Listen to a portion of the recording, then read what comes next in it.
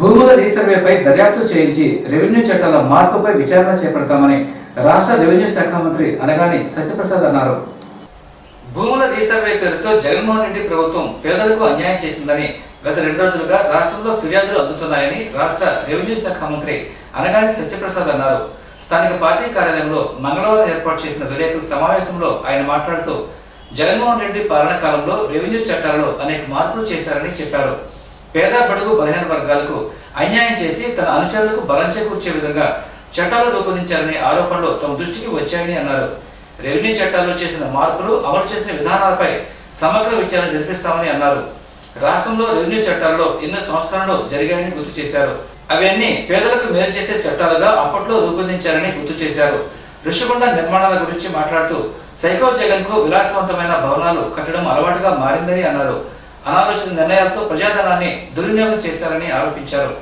అగ్రిగోల్డ్ స్థలాల విషయంలో మాజీ మంత్రి జోగి రమేష్ కుటుంబ సభ్యులు హక్కు పత్రాలను మార్చి రియల్ ఎస్టేట్ వ్యాపారం చేయడంపై ఆగ్రహం వ్యక్తం చేశారు. ముఖ్యమంత్రి చంద్రబాబు నాయుడు విజన్, జనసేన అధినేత రాష్ట్ర డిప్యూటీ సీఎం మరియు పంచాయతీరాజ్ శాఖ మంత్రి పవన్ కళ్యాణ్ ఆలోచనలు, ప్రధానమంత్రి నరేంద్ర మోదీ అండదండలతో రాష్ట్రాన్ని అగ్రస్థానంలో నిలబెడతామని అన్నారు.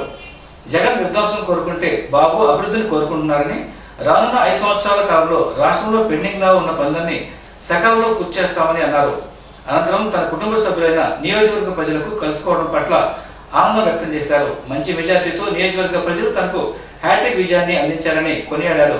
నియోజకవర్గ ప్రజల ఆకాంక్షలకు అనుగుణంగా పనిచేసి ప్రజా జీవితంలో సరికొత్త అధ్యాయానికి శ్రీకారం చుడతారని, నియోజకవర్గ అభివృద్ధికి తన వంతు కృషి చేస్తారని మంత్రి అనగాని సత్యప్రసాద్ హామీ ఇచ్చారు.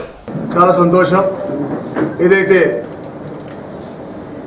మా కుటుంబ సభ్యులైనటువంటి రేపల్ల నియోజకవర్గ ప్రజలందరినీ కూడా నిన్న ఇవాళ కలుసుకోవటం, ఎందుకంటే ఒక అద్భుతమైన గెలుపు,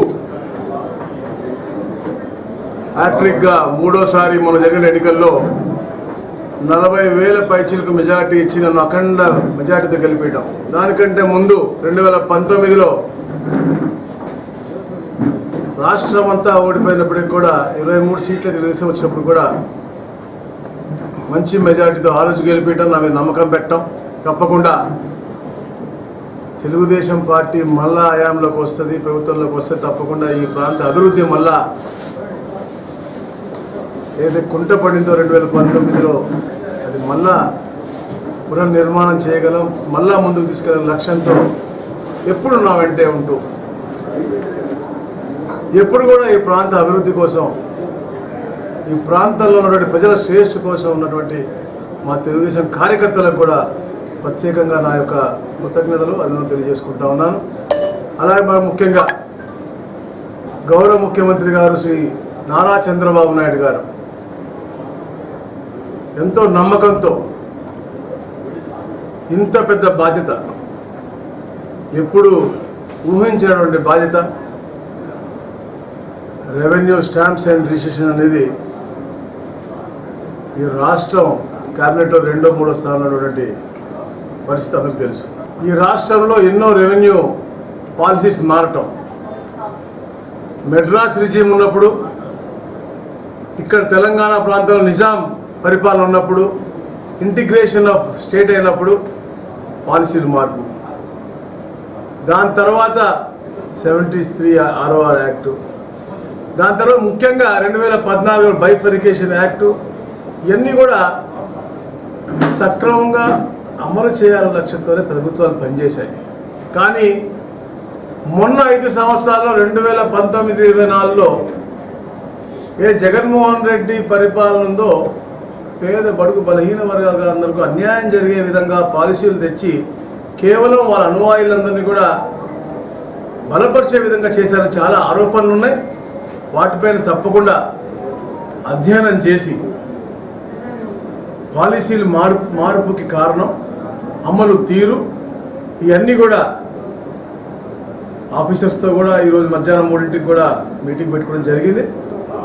తప్పకుండా అధ్యయనం చేసి ఏదైతే పేదల హక్కు పూర్తిగా వారికి కల్పించే విధంగా ఈ ప్రభుత్వం ముందుకు పోతుంది. ఏదైతే రీసర్వే అని చెప్పేసి కూడా ఎంతోమంది పేదలకు అన్యాయం జరిగిందని చెప్పేసి కూడా పేదలు ఎంతోమంది రిప్రజెంటేషన్స్ 4 రోజుల్లో చాలామంది కూడా ఇవ్వడం జరిగింది. వాటిపైన కూడా అధ్యయనం తప్పకుండా మెరుగైన పాలన ఇవ్వాలి.